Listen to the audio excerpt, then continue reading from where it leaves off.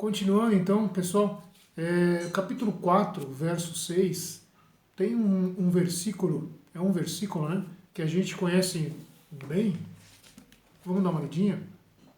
Capítulo 4, verso 6. Na minha versão está escrito assim. Bom, a gente já leu o versículo 6, né? É a parte B do versículo 6. Deixa eu ver aqui. Não pelo isso mesmo, a parte B do verso 6 é um versículo que a gente conhece bem. Esta é a palavra do Senhor a Zorobabel. Não pelo poder, não pela força, mas sim por meu espírito, diz o Senhor dos Exércitos. Em outras versões está não por força nem por violência, né, mas pelo meu espírito.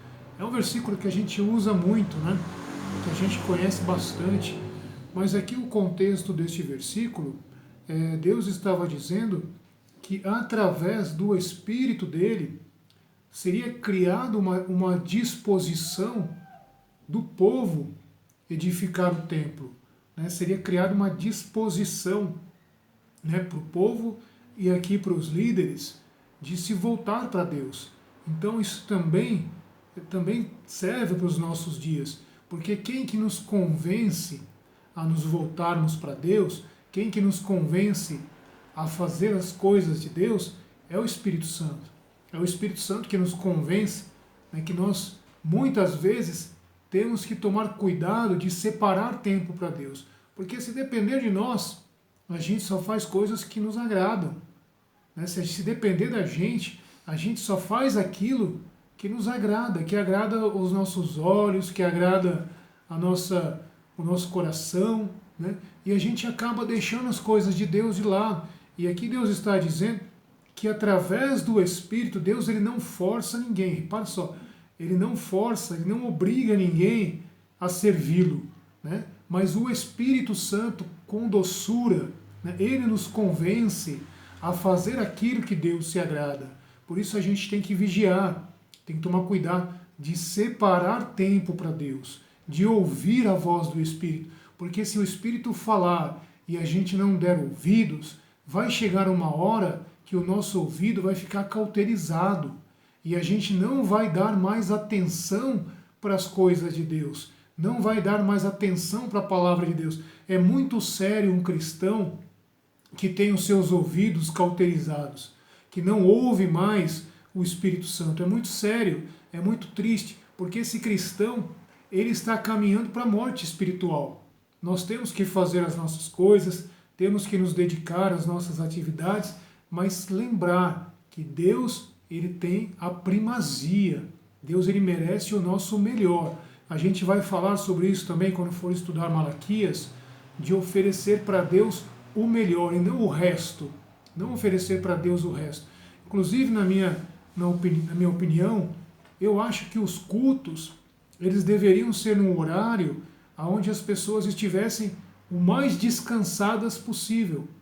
Eu não sou muito a favor de fazer culto à noite, porque é o horário que as pessoas estão cansadas, as pessoas trabalharam o dia todo, né? Aí vai chegar lá na igreja ou no templo cansado, não vai oferecer para Deus o melhor, né? Vai oferecer para Deus o que sobrou no dia, a disposição, né? Aquele entusiasmo, aquela força, tudo aquilo a gente usou o dia todo, quando estudou, quando trabalhou, quando procurou fazer o seu melhor, mas quando chega na hora do culto, a pessoa está cansada, a pessoa está com sono, isso não é oferecer o melhor, né? Então eu acho, na minha visão, que deveria ter um horário ali, seja à tarde, ou seja de manhã, ou seja num dia específico, que a pessoa fosse descansada para oferecer a Deus o que ele merece, que é o melhor. E isso quem nos convence é o Espírito Santo. E aí o verso 7 fala: quem és tu, grande montanha? Diante de Zorobabel, és uma planície. Essa grande montanha pode simbolizar a montanha de entulhos, né, que estava no templo. Acredito que quando Zorobabel viu como estava destruído, né, e viu aquele entulho de pedras que os babilônios destruíram e ficou aquela montanha de pedras, ele deve ter imaginado, meu Deus, que trabalho difícil, que trabalho duro que vai ser esse. Né? Mas Deus ele fala, quem és tu, grande montanha? Diante de Zorobabel és uma planície. Também simboliza os problemas, né? A montanha de problemas, que diante de Deus os nossos problemas eles não são nada. Ele tirará a pedra de remate aos gritos. Graça, graça a ela.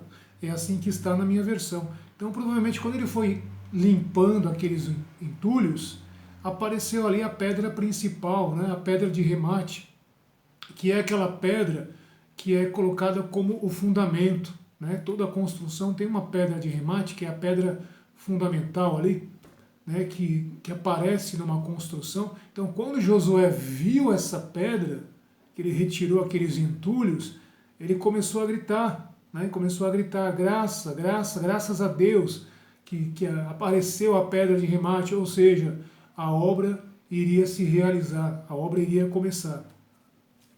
A palavra do Senhor me foi dirigida nestes termos, verso 8, do capítulo 4. As mãos de Zorobabel lançaram os fundamentos deste templo, suas mãos o terminarão. Então repara que a gente viu a pedra de remate, né, que foi colocada com os fundamentos, e Deus promete também que Zorobabel vai terminar. E vós reconhecereis que o Senhor dos exércitos me enviou a vós, pois quem desprezou o dia de pequenos acontecimentos, também um versículo bastante conhecido, né?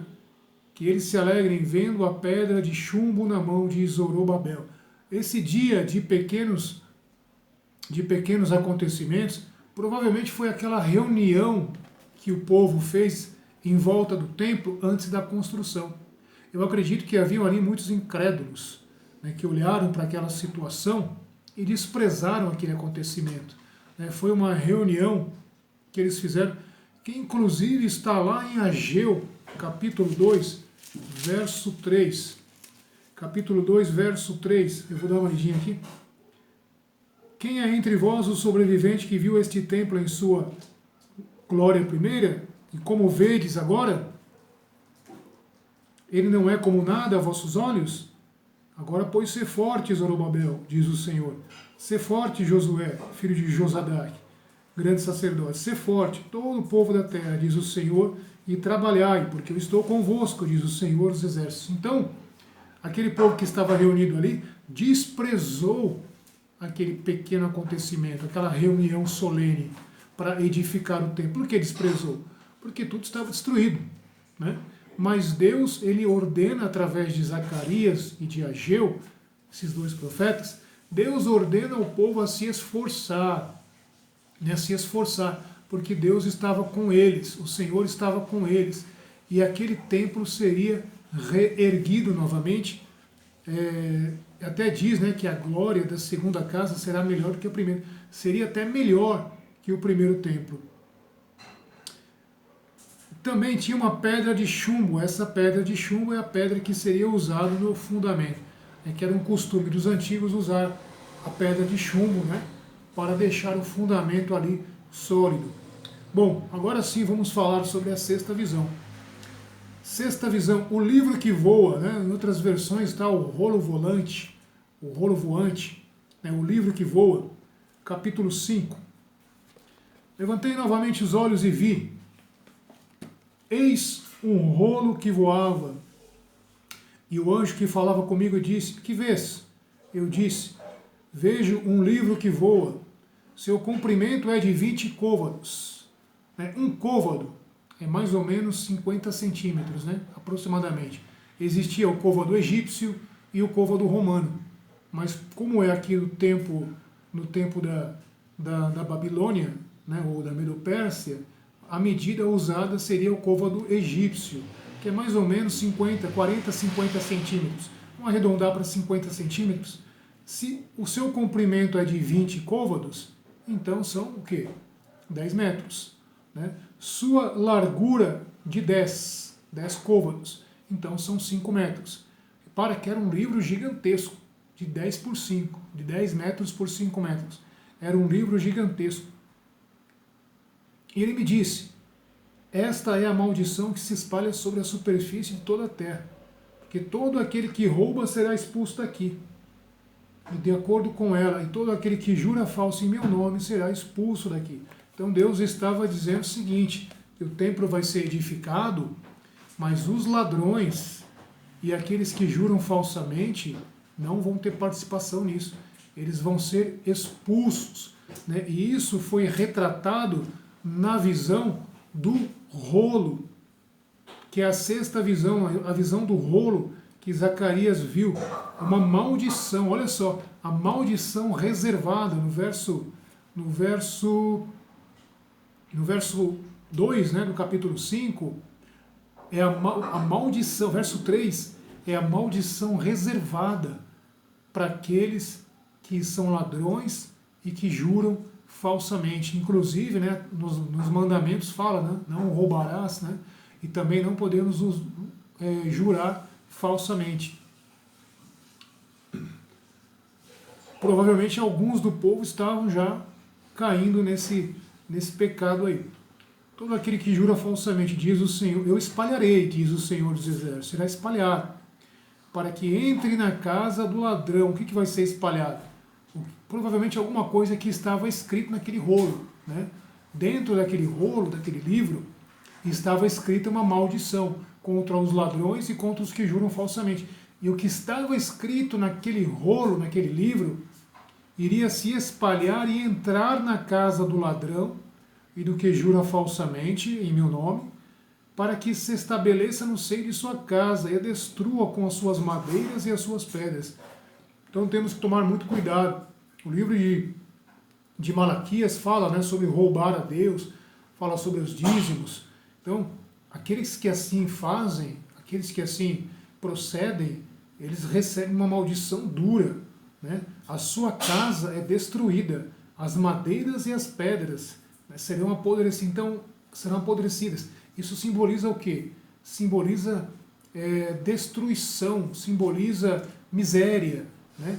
Porque aqueles que roubam a Deus, aqui no caso os ladrões, e não só os que roubam a Deus, porque está se referindo a ladrão, de uma forma geral. O ladrão, né, ele recebe maldição. Então, a sua casa, né, ela é amaldiçoada, não vai para frente, acaba sendo miserável. Então, você que é ladrão, que está ouvindo essa mensagem, cuidado, que você está correndo sério risco de a sua casa ser destruída, de a sua vida se tornar miserável. É uma promessa, é uma sentença, né? É uma sentença dura que Deus está dando aqui para o povo, já avisando de antemão. Quando vocês forem edificar o templo, cuidado, para que não se tornem ladrões e jurem falsamente. Essa é a quinta visão. A sexta visão, aliás, a sétima visão, né? A sétima visão, a mulher no alqueire, ou no baú, ou no vaso, né? Em outras versões, também alqueire também é uma medida, né? É uma medida que os judeus eles usavam, é um vaso, né, que eles usavam para medir um baú, né? Alqueire ou efa, que era usado para medir, para fazer uma medida. E como é que é a visão? Vamos ver aqui. E o anjo que falava comigo aproximou-se e disse, levanta os olhos e olha essa coisa que se aproxima. E eu disse, o que é isto? E ele disse, isto é um alqueire, né? Ou um vaso, um baú, que era usado para medir, né? Para medir grãos, ou para medir alguma coisa que os judeus mediam lá, que se aproxima. E acrescentou, esta é a iniquidade. Esta é a iniquidade. Um alqueire, ou um baú, ele tem aproximadamente a capacidade de 40 litros. Tá? 40 litros. Zacarias está tendo essa visão e está tendo a revelação de que se refere à iniquidade em toda a terra. Então, simbolicamente, Deus estava medindo a iniquidade de toda a terra, usando simbolicamente um alqueire, que representa 40 litros. Como eu falei, as visões de Zacarias são de difícil interpretação, né? Mas a gente vê aqui que Deus estava medindo através do alqueire, né? Que estava se aproximando. Dentro desse alqueire tinha uma mulher sentada. Essa mulher simbolizava a iniquidade, né? Simbolizava a iniquidade. Foi medido, né? E havia um disco de chumbo. E eis que havia um disco de chumbo, uma tampa, né? Que tampava aquele alqueire ali. E aí eu fiz algumas anotações sobre isso. A mulher, iniquidade, ela será removida de Judá, né? Ela será removida ali da terra de Judá e Jerusalém e será levada para Sinear. Se a gente ler aqui, eis que um disco de chumbo foi levantado, havia uma mulher sentada dentro do alqueire. Disse, esta é a iniquidade. E recolocou-a no interior do alqueire, em cuja boca colocou o peso de chumbo. Levantei os olhos e vi. Eis que apareceram duas mulheres. Um vento soprava em suas asas. Elas tinham asas como de cegonha. Elas levantaram o alqueire entre a terra e o céu. E disse ao anjo que falava comigo, para onde estão elas levando o alqueire? Ele respondeu, para construir-lhe uma casa no país de Sinear e preparar-lhe um pedestal onde a colocarão. Então, o que estava acontecendo aqui? A iniquidade estava sendo retirada de Judá, estava sendo retirada de Jerusalém e estava sendo enviada para outro lugar. Que lugar? A terra de Sinear, que fica na Babilônia. Por quê? Porque a Babilônia simboliza o centro do paganismo no mundo. Inclusive, em Apocalipse fala sobre a queda de Babilônia, Isaías fala sobre a queda de Babilônia, né? Babilônia representa a falsa religião, simboliza o culto aos outros deuses, né? Inclusive, quando a Torre de Babel estava sendo edificada, né, lá no livro de Gênesis, que fala sobre a Torre de Babel, e Babilônia vem da cidade de Babel, né, desse mesmo termo aí, Babel, estava sendo edificada esta torre, e essa torre simbolizava a idolatria, simbolizava o culto a outros deuses. Então a intenção daqueles povos ali, daquelas pessoas, em construir aquela torre, era em adorar os astros, adorar os deuses, para que não fossem mais espalhados. E ali Deus confundiu a linguagem. Então é na Babilônia que nasce o politeísmo, que nasce o culto a outros deuses. E aqui Zacarias está tendo essa revelação de que a iniquidade que estava em Judá seria levada para a Babilônia, que é a terra onde se cultua diversos deuses. Esta mulher que simboliza a iniquidade, né? É interessante que a gente vê o símbolo, né, sobre a mulher, que também aparece em Apocalipse. Apocalipse, capítulo 17, também fala de uma mulher, né? Vamos dar uma olhadinha. Capítulo 17 de Apocalipse também fala sobre a mulher.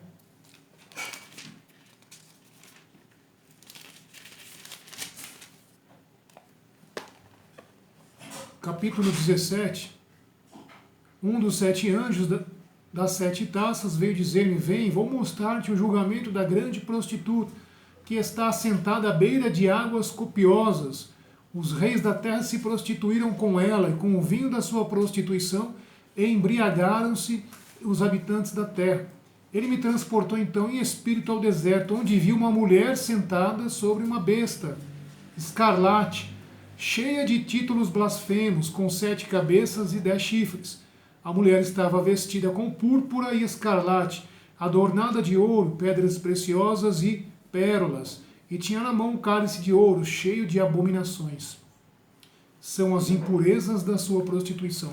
Então repara que essa mulher de Zacarias, ela também aparece em contraste com a mulher lá de Apocalipse capítulo 17, simbolizando a Babilônia. Né? Essa mulher aqui, mais para frente, se você for ler aqui o livro de Apocalipse, capítulo 17, o anjo vai explicar que essa mulher, ela representa a Babilônia.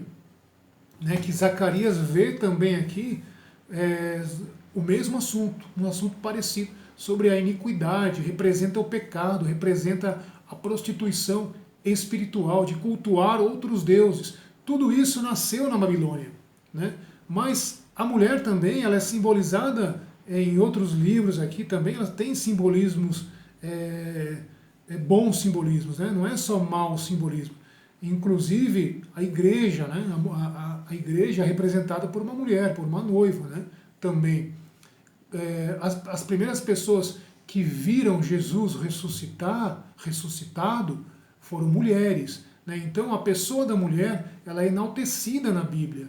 Nesse caso aqui se usou o exemplo da mulher, mas não quer dizer que é a mulher de forma geral. Foi apenas um símbolo, né, que Zacarias teve aqui para representar a iniquidade. Assim como João também viu lá no Apocalipse 17 sobre a iniquidade, sobre a Babilônia. Mas o que eu quero chamar a atenção aqui é como é parecida a visão que Zacarias teve sobre a iniquidade, sobre a Babilônia, e também parecida a visão que João teve sobre a mulher também.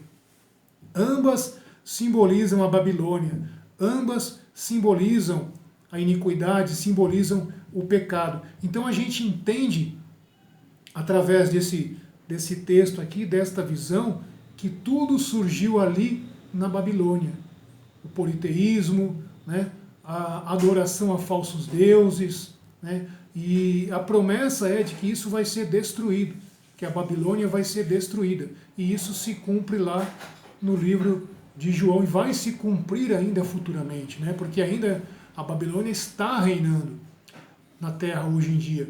Ainda existem hoje países que cultuam outros deuses. Na Índia, por exemplo, existem milhares de deuses, né? E mesmo entre o cristianismo, né, alguns que se dizem cristãos cultuam outros deuses, né, de forma mais oculta. Mas a promessa é de que um dia isso vai ser destruído. Isso vai se consumar quando Cristo voltar, estabelecer o reino, estabelecer o milênio e essa idolatria for destruída. Muito bem, essa foi a sétima visão. A última visão, que é a visão sobre os carros, que a gente vê lá no capítulo 6, que é a oitava visão, né? Zacarias teve 8 visões, e a última visão é sobre os carros. Levantei novamente os olhos e vi, eis 4 carros, que saíam dentre 2 montanhas, e as montanhas eram montanhas de bronze. Os antigos babilônios, eles tinham uma superstição de que os deuses, eles moravam atrás das montanhas. Eles tinham essa superstição. Então, Zacarias, ele usa, né, o Deus, né, no caso, dá essa visão a Zacarias, mostrando quem é que é o Senhor das montanhas. Não são os falsos deuses, como os babilônios acreditavam, mas o Senhor, né, o Senhor. E aí fala sobre os carros, de novo fala sobre os cavalos. Aquilo que a gente tinha falado lá no capítulo 1, lembra que eram 3 tipos de cavalos, 3 cores diferentes? Aqui vai aparecer uma cor a mais. No primeiro carro haviam cavalos vermelhos, no segundo carro cavalos pretos, que não aparece no capítulo 1. Por isso que eu falei que ia falar sobre isso depois, porque aqui aparecem os cavalos pretos. No terceiro, cavalos brancos, e no quarto, cavalos malhados vigorosos. E eu perguntei ao anjo que falava comigo, quem são eles, meu Senhor? E o anjo respondeu, esses são os 4 ventos do céu, que saem depois de terem estado diante do Senhor de toda a terra. Então, como eu falei lá no começo, no capítulo 1, os 4 ventos, né, simbolizam os 4 cantos da terra. Né, pode também simbolizar os 4 pontos cardeais, norte, sul, leste e oeste. Então, esses cavalos aqui, que são anjos, né, que vieram com carros, estão dizendo, olha quem controla os 4 cantos da terra, quem controla os 4 pontos da terra. São anjos, né, que estão sob as ordens do Senhor Deus, né, que os antigos aqui atribuíam a demônios, a outros deuses. Né? Quem controla, na verdade, são anjos, e aqui representado com essas cores, né, vermelho, preto, branco, né, e malhados. Também nós não podemos afirmar que essas cores representam guerra, ou fome, ou peste, como fala lá em Apocalipse, porque isso não está explícito, né? Aqui no capítulo 6. Não está explícito. Então, tudo que não está explícito na Bíblia, a gente não pode também querer acrescentar nada, né? A visão comum é o que está lá em Apocalipse. Mas, interessante que fala o seguinte, os cavalos vermelhos e os cavalos pretos, e os brancos, né, eles vão para o norte. E aonde é o norte? Aonde fica a Babilônia. Né, eles vão para o norte. Quem são eles, meu Senhor? Estes são os 4 ventos. Versículo 6. Onde estão os cavalos pretos? Saem para a terra do norte. Os cavalos brancos saem atrás deles. E os malhados saem para a terra do sul. Então, provavelmente, esses 3 tipos de cavalos que estão indo para o norte, vermelhos, pretos e brancos, é para tirar aquela tranquilidade, né? Aquela tranquilidade que estava incomodando a Deus. Né? Lembra que Deus falou que, através de outra visão aqui, Zacarias viu aqueles ferreiros que iriam tirar aquela tranquilidade? Então, provavelmente esses cavalos que representam anjos, eles vão tirar a tranquilidade desses povos aí, que estão vivendo tranquilamente enquanto a cidade está destruída. Os cavalos que vão para o sul são cavalos vigorosos, impacientes por percorrerem a terra. Ele diz, ide percorrer a terra, e eles percorreram a terra. Ele me chamou e disse, vê aqueles que saem para a terra do norte, farão descer o meu espírito na terra do norte. Por quê? Porque Deus ele vai convencer através do Espírito, que o restante daqueles que estavam lá no cativeiro sejam liberados, porque só veio uma leva, né? Então Deus ele envia o Espírito dele na terra do norte, na Babilônia, onde estava o restante do cativeiro, para convencer aqueles judeus de que o lugar deles não é lá, que o lugar deles é em Jerusalém, é em Judá. Então Deus ele usa esses anjos, né? Deus usa esses cavalos, né? Para simbolizar isso, para trazer de volta os exilados que estavam lá na Terra do Norte. Então essas foram as 8 visões que Zacarias teve.